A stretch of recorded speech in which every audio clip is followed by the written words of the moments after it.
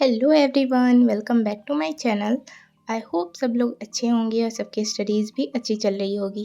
तो अभी बज रहे हैं सुबह के 3:10 और मैं उठ चुकी हूँ। बिकॉज़ ऐसे तो जनरली इतना टाइम पे मैं उठती नहीं हूँ, बट आइज़ खुल गई थी तो मैंने सोचा कि उठ के पढ़ लेती हूँ। ऐसे मेरा ही थोड़ा डे प्रोडक्टिव जाएगा और मैं मोटिवेटेड रहूँगी। सो अब मैं फ्रेशन अप होकर यहाँ पे करने जा रही हूँ आईआर की क्लासेस, जो कि ऑलरेडी मैं पहले कर चुकी थी बट मुझे कुछ समझ नहीं आए थे। सो मैंने सोचा कि मैं इसको एक बार फिर से 2x के स्पीड पे इस लेक्चर को देख लेती हूँ ताकि मुझे समझ आ जाए। कुछ डाउट्स थे, क्योंकि कोई भी डाउट्स कुछ भी आपको टफ लगे तो मैं ऐसा सोचती हूँ कि लाइक उसको सुबह में पढ़ोगे आप तो वो जल्दी समझ आता, बिकॉज सुबह में ब्रेन फंक्शन थोड़ा ज़्यादा करती है। दैट्स वाई मैंने ये करने का सोचा सबसे पहले। उसके बाद फिर मैं और भी करूँगी। तो प्लीज़ वीडियो को एंड तक ज़रूर देखिएगा और वीडियो अच्छी लगी तो प्लीज़ इसको लाइक ज़रूर कीजिएगा। तो अभी मैं कर रही हूँ आईआर।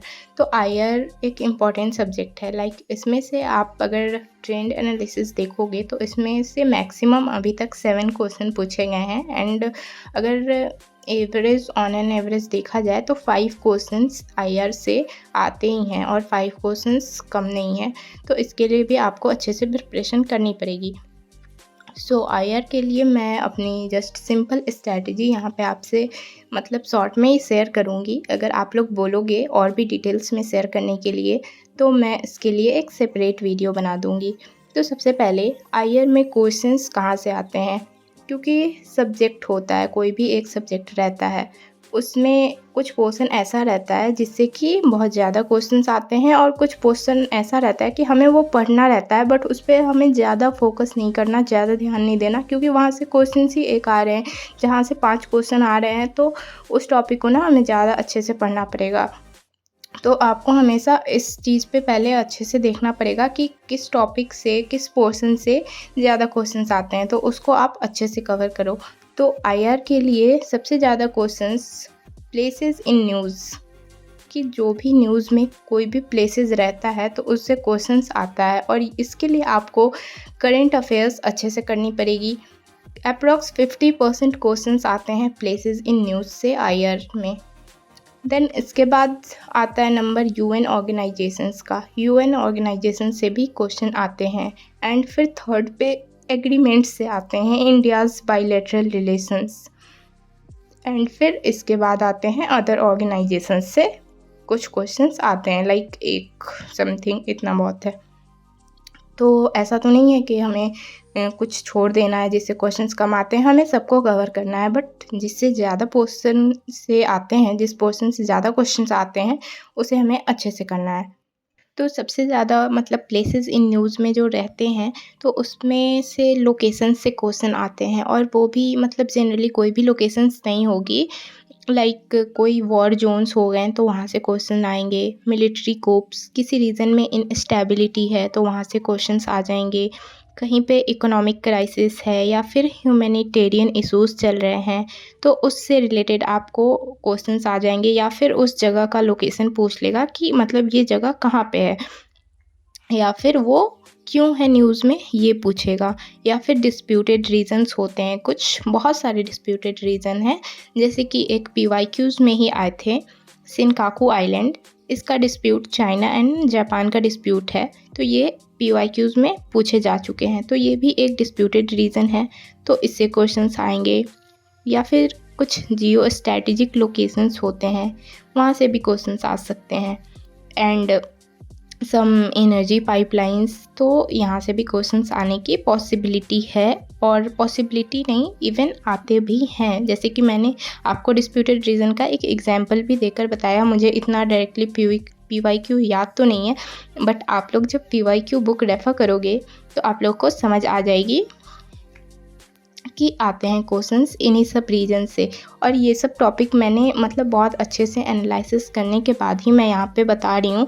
क्योंकि मैं कोई भी सब्जेक्ट ऐसे ही जनरली नहीं पढ़ लेती, क्योंकि मैंने पहले भी बताया था कि हर एक सब्जेक्ट में कुछ पोर्शन ऐसे रहते हैं, लाइक 80-20 करके मैं पढ़ती हूँ कि जैसे कुछ पोर्शन से ज़्यादा क्वेश्चंस आते हैं तो उनका आपको अच्छे से डिटेल्स पता होना चाहिए, आपको अच्छे से नॉलेज होनी चाहिए।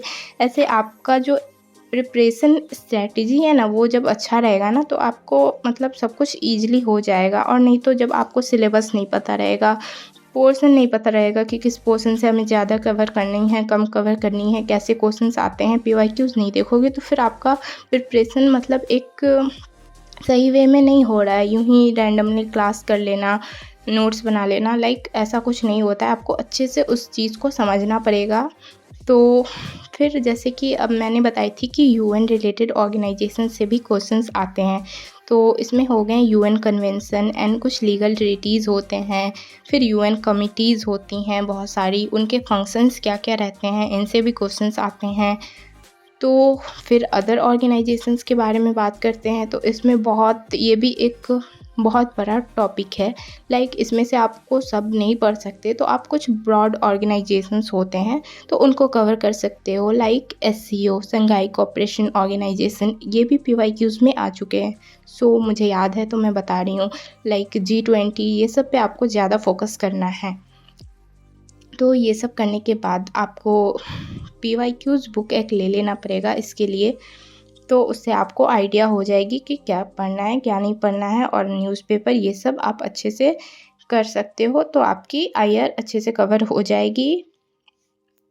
अब बात करते हैं नोट्स कैसे प्रिपेयर करने हैं। तो नोट्स आपको बहुत ही शॉर्ट और क्रिस्प नोट्स बनाने हैं, क्योंकि बुक तो आपके पास रहते हैं। क्लासेस भी कर सकते हो आप कहीं से भी, यूट्यूब से कर लो या फिर अगर आपने बैच परचेज़ किए तो वहाँ से कर लो। तो आपको नोट्स ऐसे रखने हैं ना, नोट्स का पर्पज़ ही क्या होता है कि रिवीज़न करना है नोट्स से, शॉर्ट टाइम में रिवीज़न हो सके। क्योंकि नोट्स अगर हम बहुत ज़्यादा लेंदी बना लेंगे तो फिर नोट्स और बुक में फिर डिफ़रेंस क्या रह जाएगी, मुझे तो ये नहीं समझ आता। तो इसलिए मैं आपको पहले भी दिखा चुकी हूँ बहुत बार कि मेरे नोट्स कैसे रहते हैं। लाइक कुछ नोट्स रहते हैं जो कि थोड़ा हो जाते हैं लेंदी, फिर भी मैं उसको कट आउट करके 1 पेज में किसी भी तरह एडजस्ट करती हूँ। थोड़ा ज़्यादा माइंड तो लगता है बट हो जाता है। बट जब आप रिवाइज़ करोगे ना, उस टाइम आपका जब ईज़िली रिवीज़न होता है तो फिर उस टाइम वो लगता है कि हाँ, बहुत ज़्यादा ही बेनिफिट होता है वैसे नोट्स से। तो मैं यही सजेस्ट करूँगी कि आप लोग ट्राई करो कि 1 पेजर नोट्स बनाया करो। लेंथी नोट्स से कोई फ़ायदा नहीं होने वाला है, उससे सिर्फ कॉपी भरेंगे बहुत ज़्यादा। तो वो आपको करना नहीं है, क्योंकि नोट्स का पर्पज़ ही होता है रिवीज़न, और आप जितना कम नोट्स रहेगा उतना ज़्यादा आप रिवाइज़ कर पाओगे। तो वैसे आपको एक मोटिवेशन भी मिलेगा, कॉन्फिडेंस भी बिल्डअप होगी कि हाँ, मैंने ये पढ़ा तो इस चीज़ की नोट्स थी, मैंने उसको रिवाइज़ भी किया। अगर नोट्स ही आपके 10 पेज के होंगे तो आप एटलीस्ट 5 पेज रिवाइज़ करोगे तो आप लो फ़ील करोगे कि हाँ, मैंने पूरे रिवाइज़ नहीं कर पाए। बट अगर वही नोट्स आपके 1 पेज के रहेंगे तो आप ईज़िली उसको रिवाइज़ कर सकोगे। ये टिप्स थी नोट्स के लिए। नाउ अब मैं करूँगी मॉडर्न हिस्ट्री। इसकी मेरी चैलेंज चल ही रही है। अगर आप लोग मेरी प्रीवियस वीडियो देख रहे होगे तो आप लोगों को पता होगा। आज डे 8 है और आज मैं करने जा रही हूँ लास्ट वीडियो में मैंने की थी चैप्टर 7 जो कि थी द रिवॉल्ट ऑफ 1857। वो कंप्लीट हो जाने के बाद अभी मैं करूँगी चैप्टर 8 जो कि है यूनिट नंबर 4 में। तो आप लोग देख सकते हो इस चैप्टर में क्या क्या है। अगर आप लोग के पास ये बुक होगी तो आप लोग को तो पता ही होगा। लाइक यूनिट 4 है और reform movements, chapter number 8 socio religious reform movements, general features इस चैप्टर के नेम है। यहाँ पे अब टॉपिक्स हैं, फैक्टर्स हैं इस मूवमेंट के, like impact of British rule है, social condition ripe for reform, religious and social life, the caste problem, opposition to western culture, new awareness among enlightened Indians, social and ideological base of reforms, middle class base, the intellectual base। ये सारे इसके सब topics हैं जो कि मैं अभी पढ़ूँगी, अभी मैंने पढ़ा नहीं है। और फिर यहाँ पे देख सकते हो direction of social reforms, fight for betterment of women position, सारे टॉपिक्स दिए हुए हैं। बहुत ही अच्छी बुक है ये मॉडर्न हिस्ट्री के लिए। अगर आप लोगों को मॉडर्न हिस्ट्री के लिए कोई बुक परचेज़ करना है तो आप लोग ये बुक परचेज़ कर सकते हो। इसकी भी लिंक मैं डिस्क्रिप्शन में दे दूँगी, वहाँ पे आप चेकआउट कर लेना। और हर चैप्टर के एंड में यहाँ पे समरी दी हुई रहती है, जो कि आपके रिवीजन के लिए बहुत ही सही है। जैसे कि मैंने पहले 7 चैप्टर कर रखे हैं, तो ज़रूरी तो नहीं है कि मुझे वो अब 7 साल तक याद ही रहें। तो मैं जब भी नेक्स्ट चैप्टर करने जाती हूँ तो पहले के जो भी मैं पढ़ चुकी हूँ वो बस समरी पेज से मैं रिवाइज़ कर लेती हूँ। तो ऐसे एक हो जाता है सही। और ये नोटबुक मैं लाई थी परचेज़ करके, तो मैंने इसको अभी रखा नहीं है, अब मैं इसको निकाल के रखने जा रही हूँ। तो ये रखने के बाद अब मैं करूँगी पॉलिटी के कुछ रिविजन्स, क्योंकि सुबह का जो मेरा ऐसा रहता है ना कि सुबह में मैं कोशिश करती हूँ कि जो भी है रिवाइज़ ही करो ज़्यादातर, क्योंकि जितना पढ़ने से ज़्यादा इम्पॉर्टेंट रिवीजन होता है, मुझे ऐसा लगता है। क्योंकि अगर आप रिवीजन नहीं करोगे और आगे का पढ़ते जाओगे तो पहले का भूल जाओगे, तो आपके पास डबल बर्डन हो जाता है। बट अगर आप रिवाइज़ करते हुए चलोगे तो आप पहले का तो कुछ भूलोगे नहीं, और इवन आपको और जब पढ़ोगे तो वो अलग बेनिफिट हो जाएगा। तो वैसे आपका कोई लॉस नहीं होता। आप थोड़ा कम पढ़ो, बट जो भी पढ़ो उसको रिवाइज़ करो, याद रखो, ये नेसेसरी है। और ये एक टिप्स भी है, अगर आप लोग इसको फॉलो करना चाहो तो फॉलो कर सकते हो। और अगर वीडियो अच्छी लगी तो वीडियो को प्लीज़ लाइक ज़रूर कर देना। और यहाँ तक रुक गए हो तो एंड तक ज़रूर रुक जाओ, कुछ और इन्फॉर्मेशन मैं दे ही दूँगी इस वीडियो में। तो आप लोग यहाँ पे देख सकते हो, ये बुक मेरे बैच में मिली थी, इंडियन पॉलिटी की पार्ट 1 है, यूपीएससी वाला का बुक है। इसका अगर इसको आप लोग को परचेज़ करना है तो आप लोग डायरेक्टली पीडब्ल्यू स्टोर से इसको अवेल कर सकते हो। और यहाँ पे मैं चैप्टर 2 पढ़ूँगी, like concept and making of constitution. यहाँ पे भी बहुत सारे सब टॉपिक्स हैं, लाइक आप लोग देख सकते हो, meaning of the constitution, concept of rule of law, constitutionalism, और यहाँ पे 8 प्रिंसिपल हैं कॉन्स्टिट्यूशनलिज्म के।